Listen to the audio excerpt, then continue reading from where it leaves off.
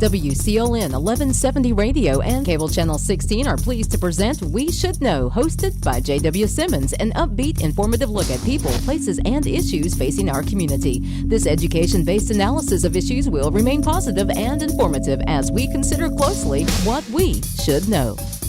Ladies and gentlemen, welcome back. We Should Know is on there. I'm JW Simmons, your host. It's coming to you from Star Communications TV, Channel 16, WCLN Radio, and the show's also uploaded to YouTube and multimedia platforms. Many of you have commented on that, and I appreciate you commenting and giving us suggestions regards to shows. Today we're talking about local government, particularly county government, and a person that knows a lot about that is Ed Causey. Ed, I want to thank you for being with us today. You're the county manager here in Sampson County. Yes, sir.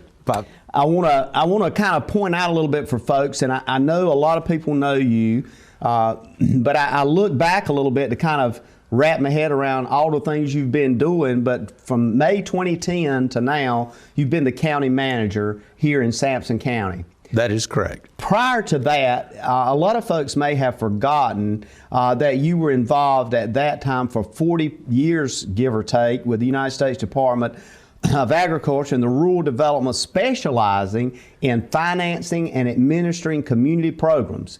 And a lot of that was in the kind of programs, infrastructure programs, that you now manage, which is also interesting in that you have a master's in economics from North Carolina State University. You also completed your undergraduate degrees in animal science and poultry science. Could there be any more a perfect fit in Sampson County or any rural county in North Carolina than a person with your qualifications, academics, and background? Well, I can't say that there's not a better fit, but I would tell you on the background that I have and have brought to the table, being here for almost 11 years has been one of the highlights of my career, including USDA. So yes, because of the comfort level I have, I would think it's a good fit. I guess your viewers will have to determine in thinking about Sampson County whether it has been a good fit. Well, the fact that you've been here 11 years should tell us all something right now, because typically, as you know, oftentimes there's quite a bit of turnover in manager positions, especially with local governments in North Carolina. That is correct. I think at one time, I don't know what it is now, at one point, 4 or 5 years ago, I think the records through the association indicated that the average manager had a 4.4 year term before he chose or somebody chose for him to move on to somewhere else. Exactly. I think that one of the things I wanted to start with today, and it's kind of a 20,000 foot observation. You've been through quite a bit in your life, and a lot of folks probably could answer this question differently. But in your role as county manager, and comparing that with the reality that we've gone through, what has been identified as a global pandemic, when you look back at where we are now, looking back, not necessarily we're through with it, we're still engaged in it, but hopefully the worst portion is over with. What has been some of the biggest challenges you have faced as it relates to that pandemic and its impact on your job as manager in this county? If you go back to February and March of last year, as the thing began to unfold, and let me share with you this story. We always start our budget preparations in February with the planning session, and we go into March and April.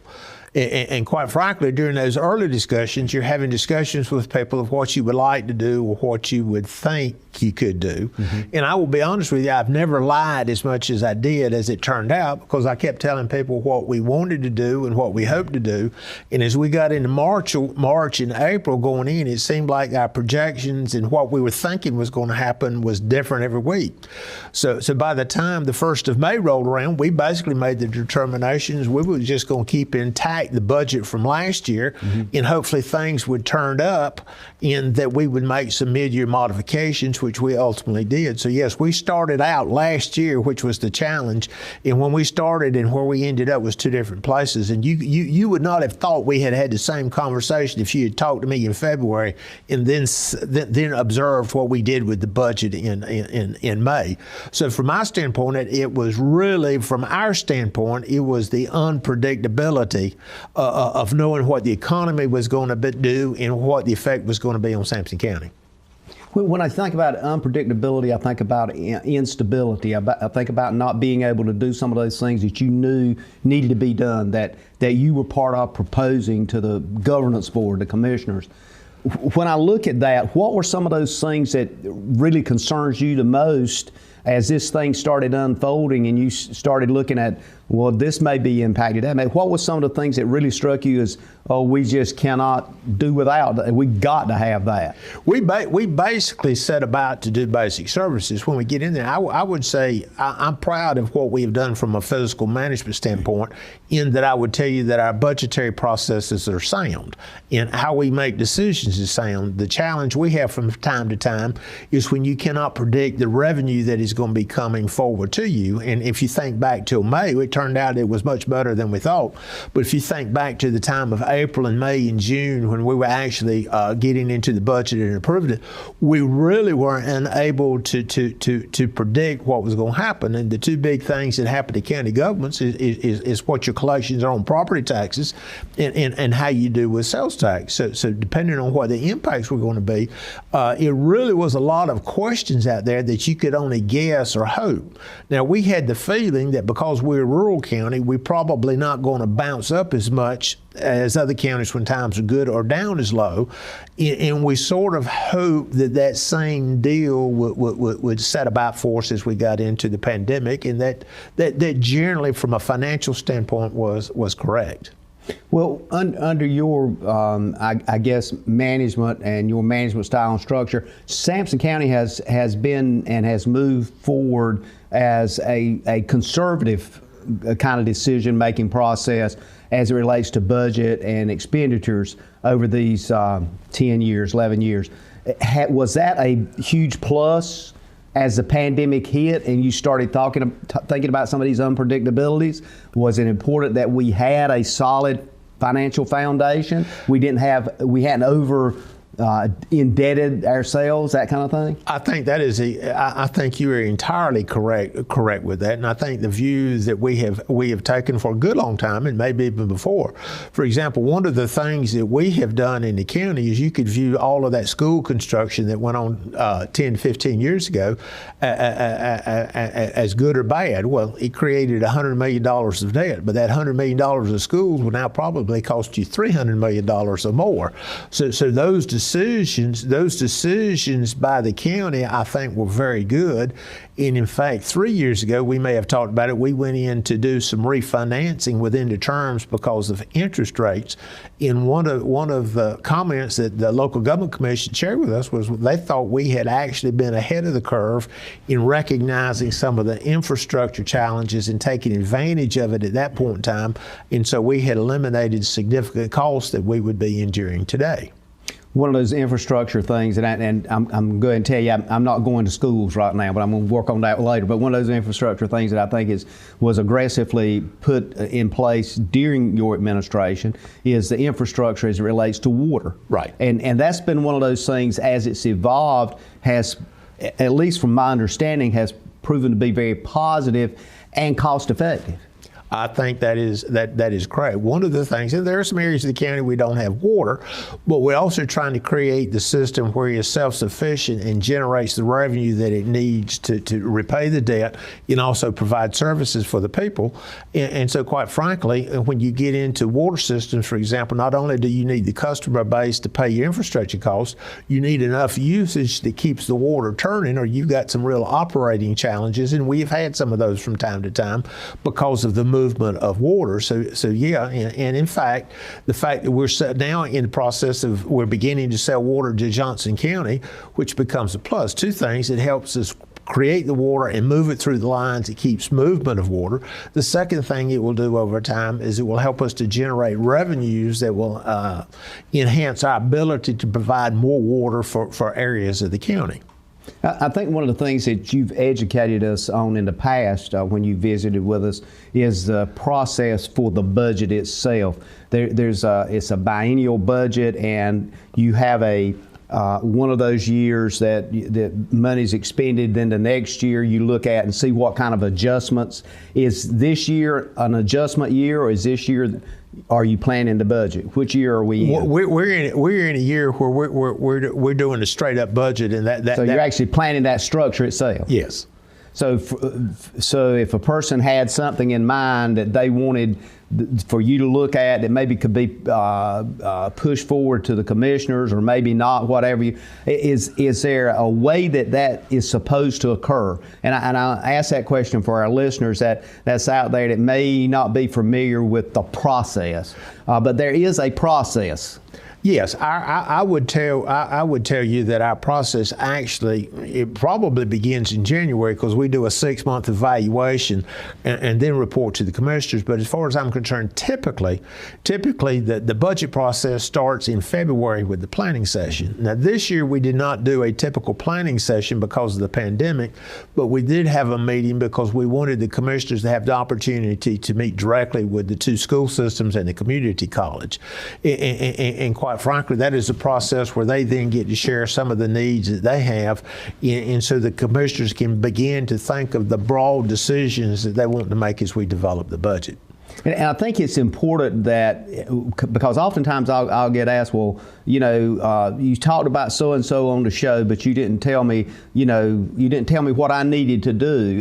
And part of what you've done so well in the past when I've had you on is to help us do what this show's about, educate and inform people. And sometimes I think the more folks know, the better they then interact with government, and the better the results we have when we get into that.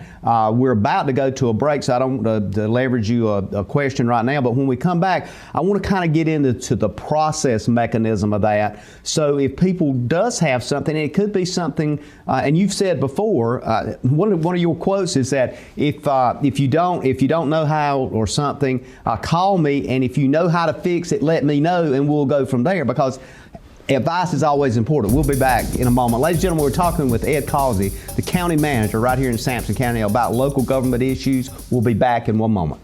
Experiencing slow internet? If you have a fast internet package, the problem is most likely your wireless router. With more devices using Wi-Fi, your wireless router may not be able to deliver the speed and coverage you need. We now have the leading solution to enhance your internet experience. Using small devices in a mesh network, these Wi-Fi appliances cover just about any size home, so that all your devices can operate to their fullest potential. Whole home Wi-Fi from Star Communications. Get the most out of your internet connection. Ladies and gentlemen, welcome back. Thank you for being with us today. JW Simmons here. Name of the show is We Should Know. We're talking with Ed Causey, the county manager here in Sampson County. Mr. Ed Causey, thank you again for being with us today. As we went to break a while ago, we were talking about your invitation to folks, and you've done it a number of times on the shows that when you've had you on, that you want to hear from people, but you also like to hear from people with solutions. Let's discuss that a bit, because quite often I know you probably get a lot of complaints. Are you getting a lot of solutions as well? Well, we occasionally get solutions or get input, which is very useful. Sometimes you get part of the answer, and then you put it with other things, but it helps you get to the end where you can come up with something. I would tell you that in my almost 50 years of working in public service, the most effective bosses and supervisors and state directors that I've ever had were those that if you were going to talk to them about a problem, they wanted you to be prepared to talk with them about a solution, because they would say, well, I generally know the problems. I don't need to hear that again. So we can carry it forward. I will tell you the first thing that we worked on and improved, and I will never say anything is perfect in the IT world, but the first complaint I got when I got to Sampson County was our GIS system was non-functional and did not do any service whatsoever. And when we got to looking into it, and this was in the first few months, we found out that there were lots of improvements could be made. Had that citizen not called, I don't know, it would have come to our attention eventually, but I don't think it would have gotten action as quickly as it did by call. By that, so that is an example of what happens, and it could be any number of things where people will mention. It might be an employee might come in and says, are you really understanding that we need this piece of equipment or this for whatever service we're providing? So yes, it's very effective.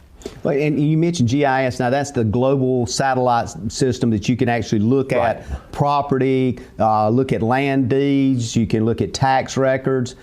Very effective. I've actually experienced that, and it's a great program. It seems to be working well. Well, it had started, but I don't think it had. I think, for example, our tax office staff were inundated with people where they were needing to assist 11 years ago, and with the improvements that have been made, which are going to continue to be made, we're trying to be very customer friendly in being able to provide the average citizen access to as much information as possible without directly having to come in the offices. So if we can save somebody a trip to town, then we think we have done our job. With that, there's a couple of three different ways I can go with that whole where we are right now, and one of those is looking at the structure of finance for the county. You just nailed it, I think, as far as the tax office is concerned. The revenue generated for Sampson County comes from what is referred to as ad valorem or property tax. Is that the overwhelming amount of income that the county has as it relates to financing the functionality of the county? That is a significant. It is well over 50%. You probably have sales tax that comes in. It's probably another 20 to 25 cents, and then you've got a variety of fees and grants that come in for various programs that makes up the remaining balance. When I look at the finances of the county, we had on the show here what I call one of your A teams, which was Stephen, Ray, and Allie, the economic development team. And those folks or that group of people are also critical assets in generating funds through the development of industry and business. Would that be a good way to put that? Yes, sir. I would tell you that I can encapsulate the finances very simply. Number one, I would tell your viewer that the financial position of the county is sound. That doesn't mean that we are free to do anything that we want to. The challenge we're going to have is creating increased revenues over time in order to support all of the things that we need. For example, many people may not be aware that if you've got a pandemic or you've got people unemployed or you've got other economic crises that are going on, the demands for your services in the health department and the social services, amongst others, actually increase as your revenues are going down. But in talking with our commissioners, you know, if you want to increase revenue, you can either enhance your property tax base or you can increase taxes. Well, the commissioners that I work for are not generally inclined to raise taxes if they can help it. So about 3 or 4 years ago, the county made the commitment that we were going to engage in whatever was necessary to begin to show some interest in economic development.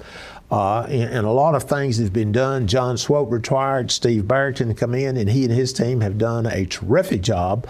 And there's a lot of attention and activity. And the whole idea of what we're trying to do is show that we are interested in industry to not only bring those industries in for tax base, but also for jobs and whatever else we need to support the standard of living. You know, we can sit here halfway between the beach and halfway between Raleigh and says, well, it's going to come sooner or later anyway, or we can decide we want to facilitate it. So lots of things have been done in the last year that I think will enhance our economic development activities. Lots of the towns and municipalities are helping us with that. And I can tell you today with what is being done that we're going to get a return on that in 6 months or even in a year. But I can tell you we're laying the groundwork and we're doing the work that I believe the positive impacts on the county are down the road and not in the not so distant future. One of the examples I think of what you're talking about is a operation that you and I talked about the last time you were on, and it's over close to Faison, and it involves wood chips and they're distributed internationally. Yes. Is that still a strong industry for Sampson County? It's still a strong industry, and we expect them, as time goes by, for them to grow some. That's interesting, because I know when that first came up, there was a lot of effort, and I think folks maybe understand that, but sometimes when it gets in gear and it's going good, they kind of forget it, and it's not covered that much on media. But we're not only talking jobs, but we're talking a major piece of infrastructure. You were correct. That was $120 million of addition to the tax base that has made a significant contribution. I would like to make one other point on that, and it shows you how time is. When I came here 10 years ago, we owned that property, and there was a company that was supposed to come that never did, and the county received a lot of criticism because we'd invested in that property out there, and I heard that regularly.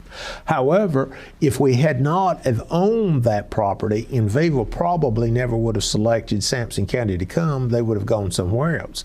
So one of the things we have learned from research and everything else in economic development is, to the extent that you can, you've got to create the opportunity and have a wish list of properties available for people to be interested in. We call them shovel ready. So if I'm sure Stephen talked with you about the investment that had been made in the industrial park. Well, that property is available with water and sewer. We now have properties available that the interested industry can come in and can immediately go to work building their facilities and have all of the amenities that are needed available. And we think that will prove very beneficial as time goes by. And we did talk about that a bit. And one of the things was, although it was over $1 million infrastructure grant, which when you use the word grant, folks need to understand that you ain't got to pay that back. That's a great opportunity. But at the same time, when you look at the cost of building roads and all that, it don't take long for $1 million to go away. We're not talking about a driveway to a house here. We're talking about roads. We're talking about water, sewer, the whole. But just think, and I can't remember the exact. I think it was a little over $2 million what we paid for the property. But and we have just received $1.2 million in grant money, as Stephen has alluded to, to put the improvements. So that $1.2 million would not have been available had we not owned the property. So if you look at what we have done with the county, I would say we've almost gotten a 50% return back on that as far as the value of what we can do and what it's going to mean for the future. One of the things I wanted to touch on too is something that often I refer to as low-hanging fruit. Sometimes with local government, and I'm bringing this up with the question to follow, sometimes you have to get a hold of what fruit you can get to at the time. That grant was available, you got it. Another thing that's happening in the county now that we should be proud of is emergency management operation is going to have a new facility, which is well needed. It's going to be located on a site that is going to be in proximity to some other things out there. But there are those folks that say, well, why don't you take all that money and build a new school with it? I want to get into that discussion. We might have to take a break and come back, but let's get into that discussion a little bit so folks can understand the availability of funds, when they're available, and what they're available for. And maybe I've offset that a bit, but straighten us out on that. Well, we can start with EMS, and I'm not denying the importance of schools or anything else, but absolutely with the EMS, this is a facility. First of all, we got to recognize this facility will create convenience and assistance for the entire county. So this is not a facility that will just be in a select period of time. I would also tell you this building is going to be right at $18 million, I think is what our final projection is, of which we have received over half of that in grants. So the opportunity to build a facility with the availability of half grants probably is something, unless all this COVID money changes, is not something that would be very beneficial for the future. I would also tell you that the bids that we received on it were very good, and the way costs of construction are going up, I'm not sure that we would not have some challenges with construction costs if we were just going out to bids with that project today. So from a standpoint of bidding the project, I think we have done very well and hit the market at a good time. And I guess one of the points too that was made made and something I read is that the availability of those funds and grants that were there was available at that time. They were not available for public schools. And I'll let you answer that when we come back from break. Ladies and gentlemen, we're going to take another break. We're talking with Ed Causey. I want you to call a friend, tell them to tune in. We're talking about dollars and cents issues. We're talking about putting them in practical exercise performance for you as public service needs in this county. Many folks have questions. We won't cover them all, but I want you to try to get what we can in today. We'll be back in a moment.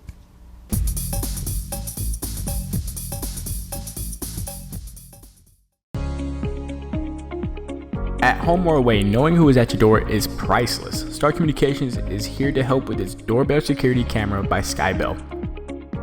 Live viewing and two-way audio equips you with the ability to always see and greet anyone that shows up at your door. If this is the kind of confidence you are looking for, call Star Communications today at 1-800-706-6538 to learn more about this intelligent security that you can always depend on. Ladies and gentlemen, welcome back. We Should Know is on there. JW Simmons, your host. I'm talking with County Manager Ed Causey. Mr. Ed Causey, it is a opportunity each and every time you come, and time goes fast. We're into the third segment here. We're talking about expenditures and funding and access to funding. I want to kind of open this segment with this idea of fulfilling expectations. And oftentimes, people have expectations, number one, maybe that's not reasonable, and number two, that is not going to be fulfilled. Let's talk about that from the sense of the availability of local funds to build schools. Obviously, the state would love to see local government take over the roads and start paving roads. That's not feasible.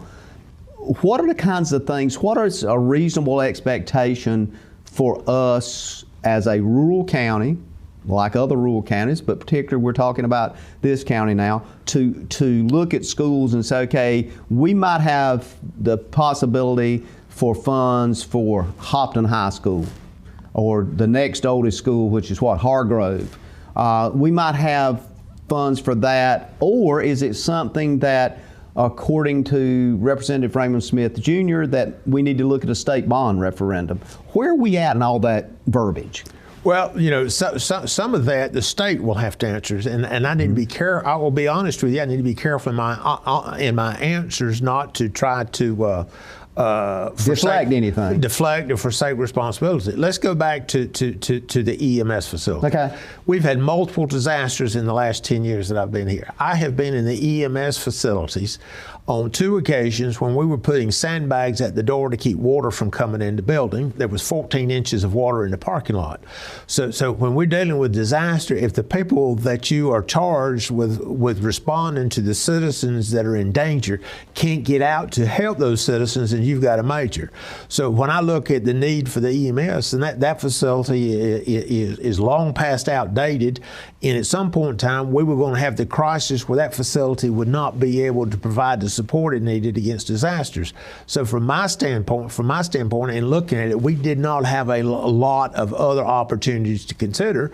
You then pair that with the idea that we understood with this, as important that was, unless we could get significant grants, our commissioners were not going to move forward with it because they just did not think the affordability was there. And I don't think there was anything that was ever said specifically, Mr. Causey, you've got to achieve this or we're not going to do this building. But I can tell you, it was my intuition that if we did not get at least 50% of the cost of the building in grants, it probably was going to be something because of other needs in the county that have been identified and that people would like to have. We probably were not going to go there. So at that point, there it is.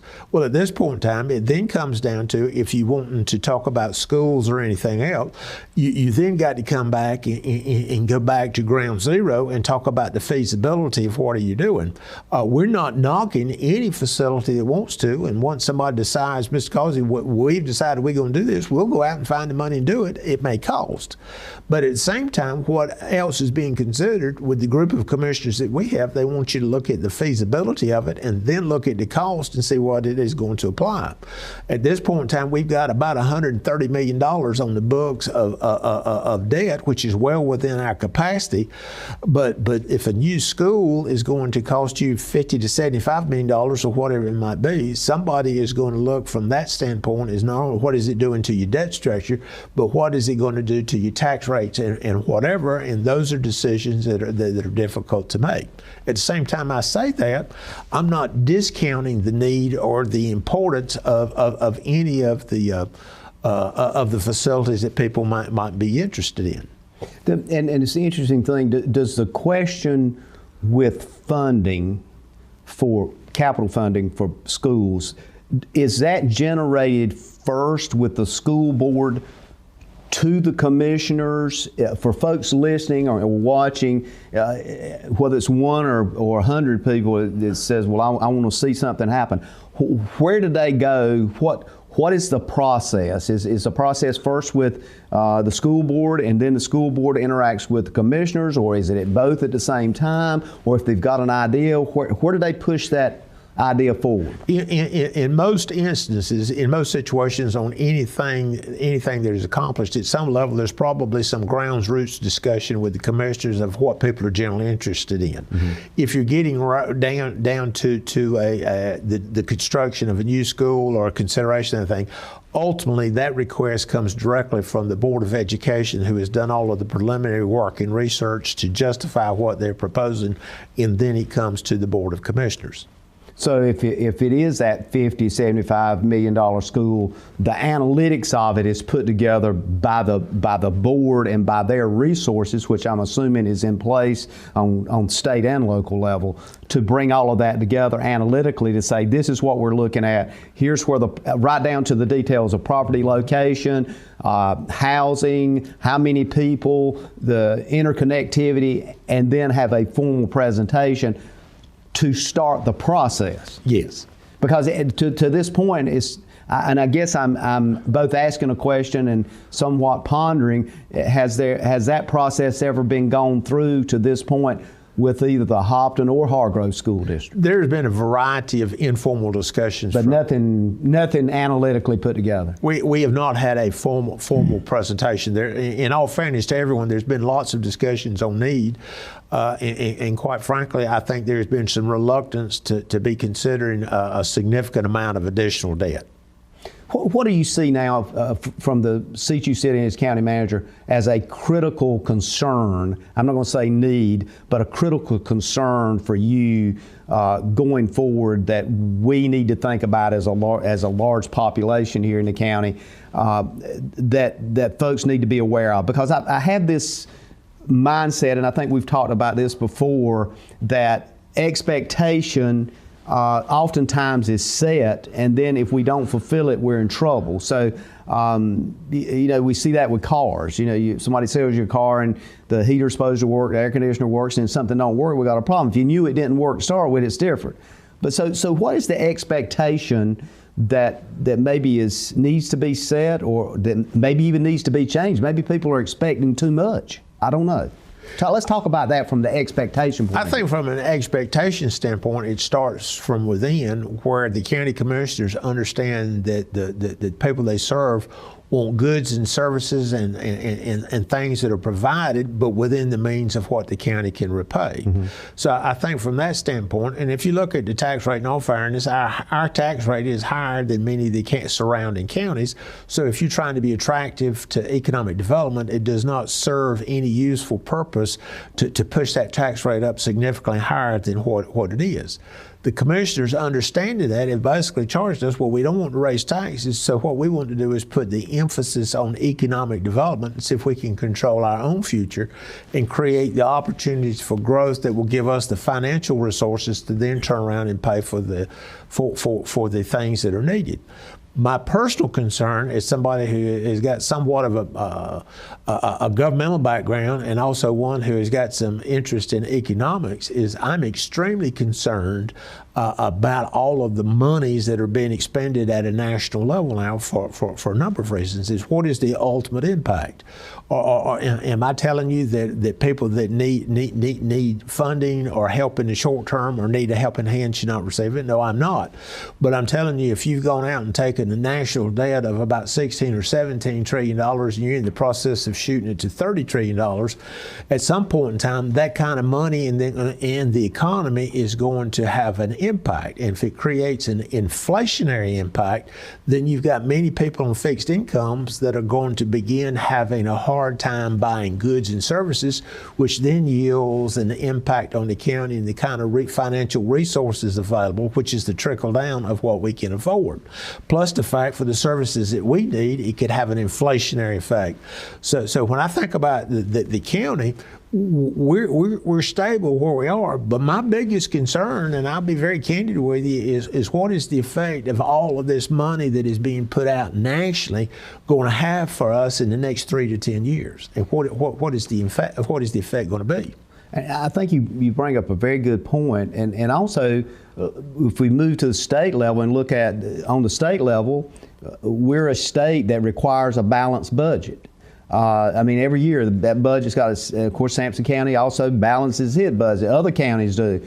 But on the national level, you alluded to, and I think probably it's going to be close to $30 trillion.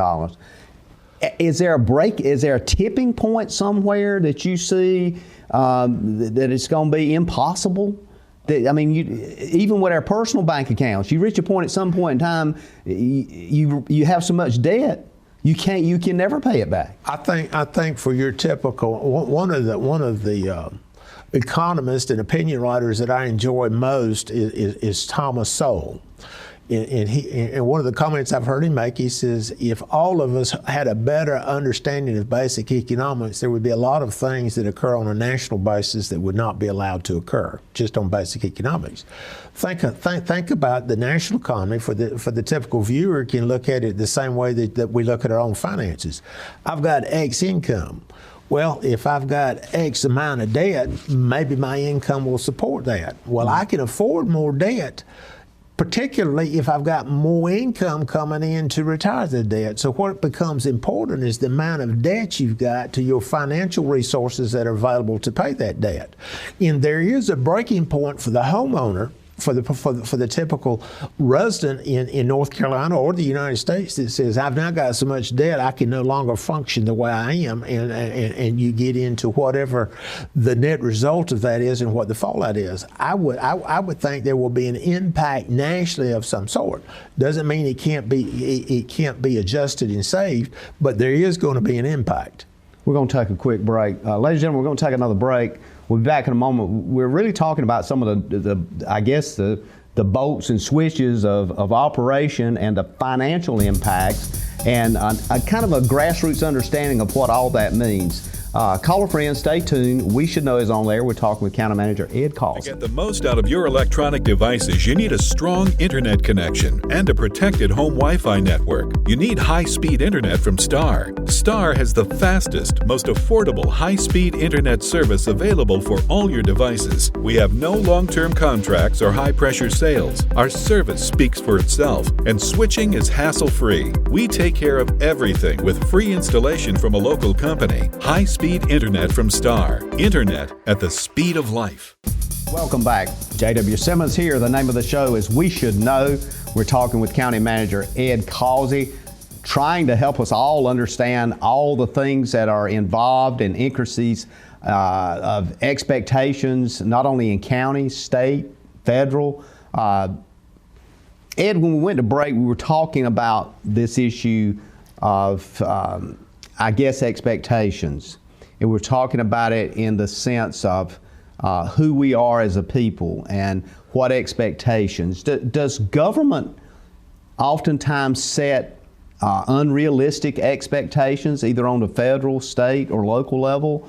Is it better just say when I was growing up, there's just certain things we couldn't afford, and we'd say we just can't afford that based on the income. I don't make enough money to buy that. Is there a point in time we just need to be honest with folks? I would agree wholeheartedly. I think what you're talking about, there's a difference between realistic expectations and unrealistic expectations. For example, I would give you the opportunity, I would share this with you. Suppose I offered you a $75,000 Suburban for half price. And suppose you didn't have the money to pay for the half that you needed to pay. Do you need to be purchasing that Suburban? It's as simple as that with government. It's a matter of what is reasonable and what can be afforded. And what people have gotten to in government is we fail to understand that there's a price tag with everything. If they want a government service, at some point in time, somebody ultimately is going to have to pay for it. And if people have decided that's what they're willing to pay for, then you're fine to go ahead with it and let the cost be what it is. Well, and I think to that point that oftentimes we get in this quandary of availability of resources, and folks will say, well, the government makes money. You know, they literally make it. It's paper money, and they make it and can hand it out. But there's a problem in that the economics of it is that paper has to have some backing to validate it. And I think sometimes back in the economy world, people will look at you and go, if it don't have any backing, the paper's no good. I think that is right. Well, and and come back to the other side of that. If you put enough money out there in people's pockets to spend, what is that going to do if you got more money available than you have supply product? It's going to force the price of the product up. So you then, in addition to not being able to repay the money back, you're going to have an inflationary effect that's going to impact you, which goes back to earlier comments. So my concern is with all of the money, is the problem that we're going to have down the road, is it going to have an inflationary impact where the cost of goods and services for the ordinary citizen is going to be forced up at a higher rate than their wages? And this conversation, I think, is even deeper in the sense that I'm reflecting on kind of where we are and where we're going. The government operates from a tax point of view, on the federal level, from taxation. When you receive your check, there's a certain amount goes to the federal government. You pay your federal taxes, depending on whether you pay them quarterly or you pay them annually. Same thing for state taxes, local taxes, ad valorem or property tax. You pay your property tax. At some point in time, there's kind of a quantitative reality that if we want more money, i.e. we say are the government, then we can increase those taxes. But it's at that point in time that if a person can't pay those taxes, does the government, whether it's a local government, do they really want to own a lot of property that they can't rent? Or do we want to just give the government everything we got and say, okay, you just send me a check occasionally?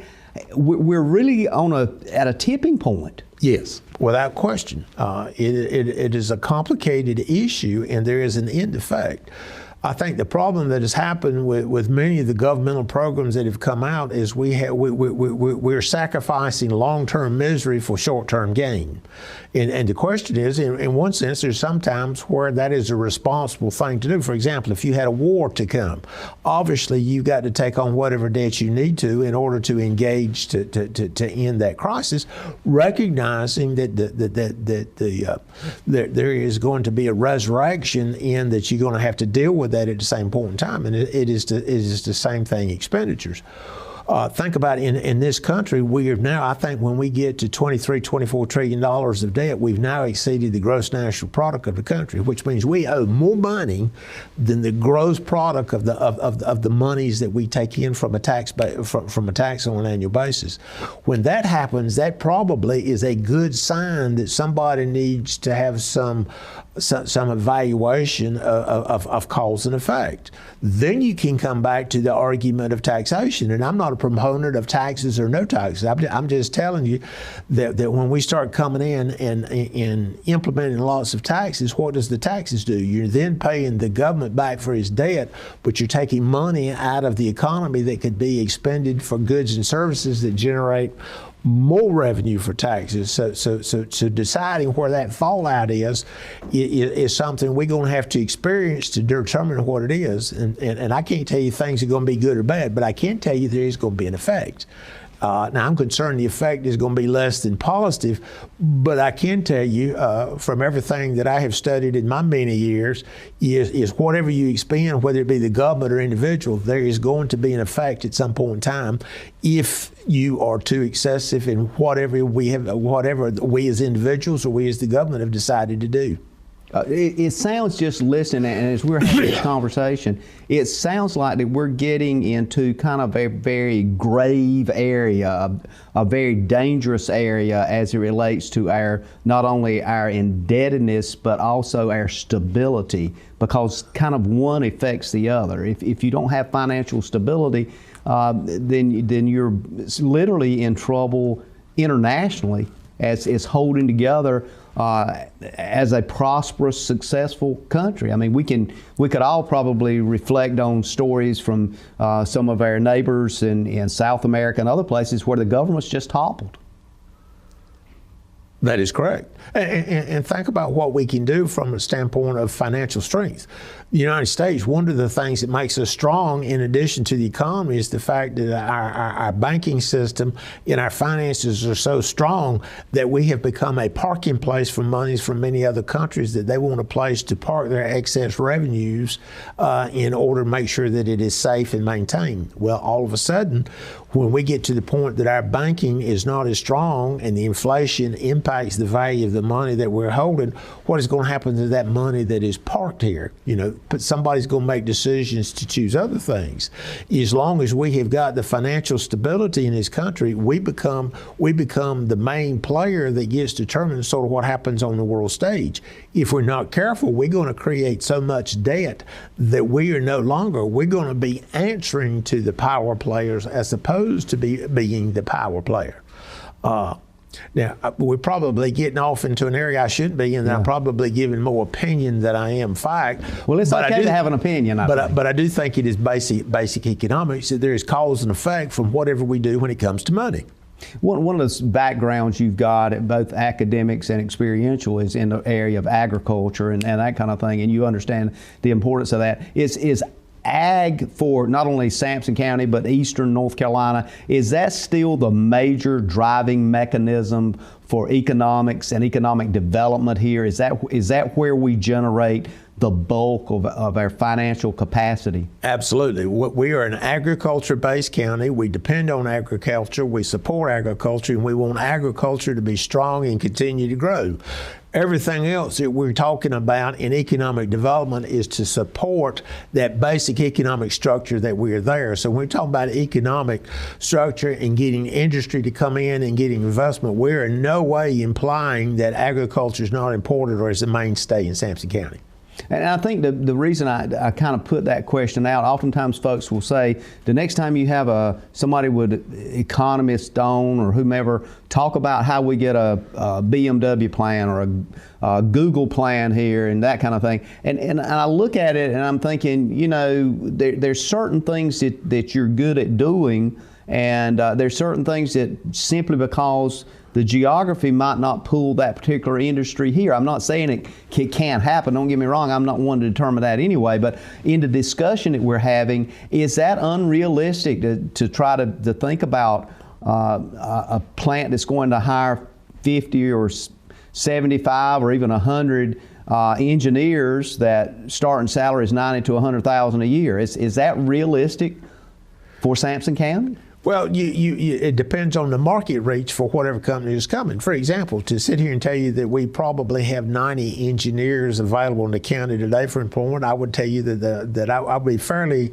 confident to tell you that the answer is no. The question then, does that industry have the drawing power? What is our circle for which we could draw from? The Raleigh Triad is not that far away, so I think as time goes by, we're going to be a more attractive market in that we've got the available land and all for potential development, and then it becomes cost effectiveness as to whether that company coming in can attract those resources that they need. But I would tell you that workforce development is a major issue, and if we're getting industry, can we supply Can we supply that industry with the trained people that they need to make their plant operate? We've only, as you know, every time you come, I'll say this, and it's true, we've only scratched the surface on a lot of things we wanted to talk about. I hadn't even got to probably page 2 here. But before we have to kind of close out, we're coming to close here. I want to give you about 30 seconds or so to anything you need to say before we go to closure. I would tell you that from our standpoint, we think the financial structure of Sampson County is sound now, and we think that we will be able to continue providing the goods and services that the people of the county expect. I would say that we are positioned as well as we could be to deal with future issues. The question then becomes, well, what are those outside impacts that may affect what we choose to do in the future? Well, I want to thank you for being with us today and taking your time to be here. And as I told you off air, I hadn't really pushed to get you back because I know you've been extremely busy, but you've got an open invitation. Anytime anything comes up, we always love to have you on. Thanks again for being with us. Ladies and gentlemen, thank you for being with us today. And remember, you can reach us as weshouldknow.edu@gmail.com. weshouldknow.edu@gmail.com. Look forward to your comments and commentary. And as always, we enjoyed having you today. We'll see you again next week, and may God bless.